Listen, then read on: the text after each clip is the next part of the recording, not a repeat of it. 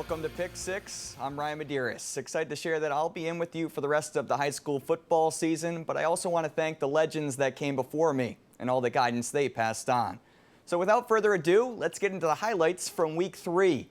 Central taking on Barrington at Conley Stadium. Knights up 24-8 at the half and come out of the break adding another 6 to the scoreboard.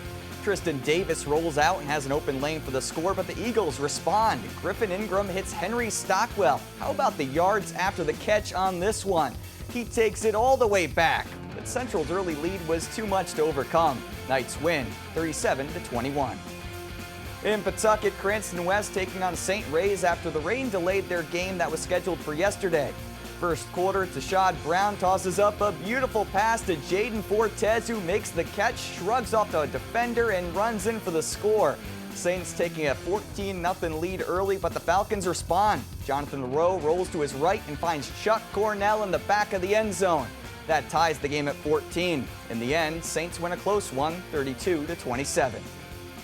Beach theme in North Kingstown tonight as the Skippers welcome Westfield to the Ocean State. It was certainly no seaside holiday for the Bombers. Nicholas Stafford getting things started with a rushing touchdown through a wave of Westfield defenders. And here's Stafford again, the captain of the ship tonight, plowing into a defender for another Skippers score. The ground game seemed to be the theme for North Kingstown tonight. This time it's Chris Carnello motoring over the finish line. Skippers sink the Bombers 34-12. East Providence hosting Mount Pleasant. Townie's already up big punting here, and Mount Pleasant muffs it. That's Isaac Rodriguez on the recovery for East Providence. And he makes them pay. Offense takes over, and Rodriguez sees nothing but turf as he's into the end zone. East Providence wins 48-8.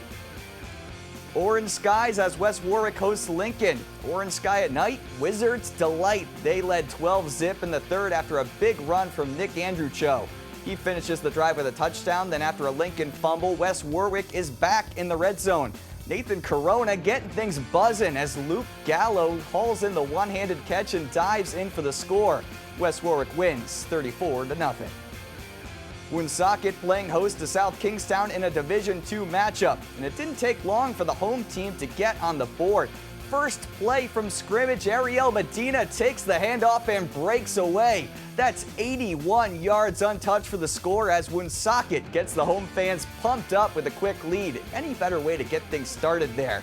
But South Kingstown responds by doing what they do best. They pound the ball up the field with their captain, Dante Pino, punching it in for the touchdown.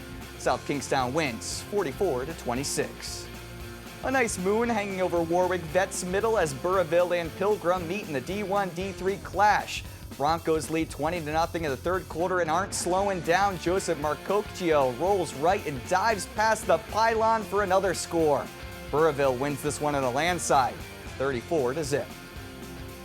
Mount Hope bringing the cheer squad on the road to East Greenwich, and they had a lot to cheer about tonight.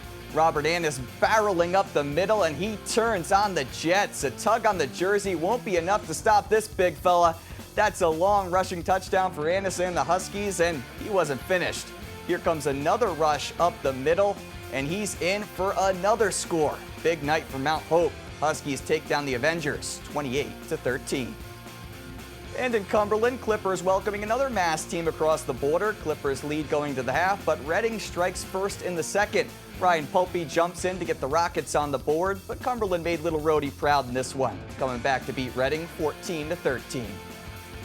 Now over to Mass, it's homecoming for the reigning D3 champs. North Attleboro hosting Oliver Ames. It's a new season, but the Big Red Machine keeps on rolling. Dylan Brasso with a pass to Frankie Strachan, and he finds the end zone. Familiar territory for that senior duo, making the most of their final homecoming. Later in the first half, handoff to Nathaniel Robin, who's proving he's more than just a sidekick. He's flying up the far sidelines, reaching for the pylon, and in for the score. They'll only add on from there. Rocketeers defeat the Tigers 35-6.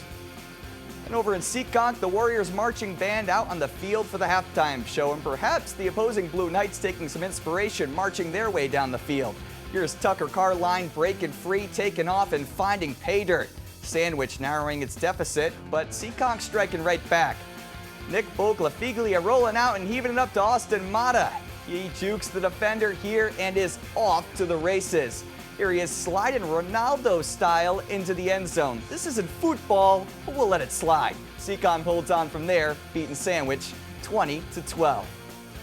That's week 3 of Pick 6. Thanks to all those who helped put this production together tonight. Our photographer Patrick Ott and our teammates over at WJAR. And of course, our guys in the back, Ian, Nate, and Joe. We'll have more sports coming up after the break.